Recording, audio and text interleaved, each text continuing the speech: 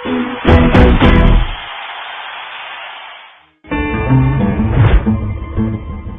वक्त हमारे साथ है लफंगे परिंदे की लफंगी, और अगर ऐसे में मैं भी लफंगा हो जाता हूँ तो इन सब में दोष इन्हीं का है। क्यों? अरे इतनी अच्छी इतनी खूबसूरत अगर एक्ट्रेस मेरे बगल में बैठी है और वो भी लफंगी भी थोड़ी सी लफंगी है, तो ऑब्वियस है मुझ पर थोड़ा संगत का असर तो आएगा। Thank you for the compliment. Okay, film की बात की जाए, लफंगे परिंदे किस तरह का कैरेक्टर है, क्या है? पिंकी पालकर का जो कैरेक्टर है वो बहुत ही इंडिपेंडेंट, फोकस्ड, अपने आप के लिए बहुत कुछ अचीव करना चाहती है।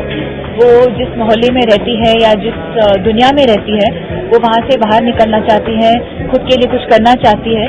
और तो बेसिकली वो एम्बिशियस है, बहुत ही स्ट्रांग है, but at the same time emotional भी है, एंड फन लविंग भी है। लड़कों के साथ काफी मिलजुल के लड़कों की तरह बन जाती है, एंड स्केटिंग करती है, स्केटिंग पे डांस भी करती है, और basically she someone who is extremely passionate about skating and dance. Okay, Lafangey की हमारे जो पूर्वज थे उन्होंने एक लफंगे की एक डेफिनेशन बना दी है। हमें भी यही सिखाया गया है कि लफंगा एक गलत वर्ड है, तो आपके हिसाब से लफंगे की क्या डेफिनेशन है? बिल्कुल नहीं। आई थिंक जो भी वर्ड्स हम लोग यूज करते हैं जिंदगी में, it depends on how you use it. आप किस तरह से उस वर्ड को देखते हैं या मीनिंग लेते हैं। लफंगे मेरे ख्याल से वो है जो जिंदगी अपने खुद के रूल से जीते हैं, और who doesn't someone who does normal things differently and someone who lives by their own rules, जो एम्बिशियस है, जो फन लविंग है, मेरे ख्याल से वो एक लफंगा होता है। फिल्म में आप एक ब्लाइंड कैरेक्टर में भी है, कितने, और उसमें भी आपने एक्शन सीक्वेंसेस किए हैं, तो कितना मुश्किल था ये सब?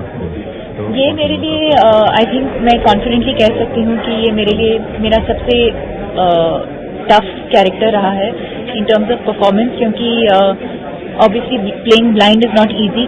बहुत कुछ करना पड़ता है उसके पहले, ट्रेनिंग, ऑब्जर्वेशन, और फिर even on the day of the shoot itself बहुत फोकस करना पड़ता है, कॉन्सेंट्रेट करना पड़ता है, and it's not playing, obviously it's not easy to play a blind character. Okay, what about nil?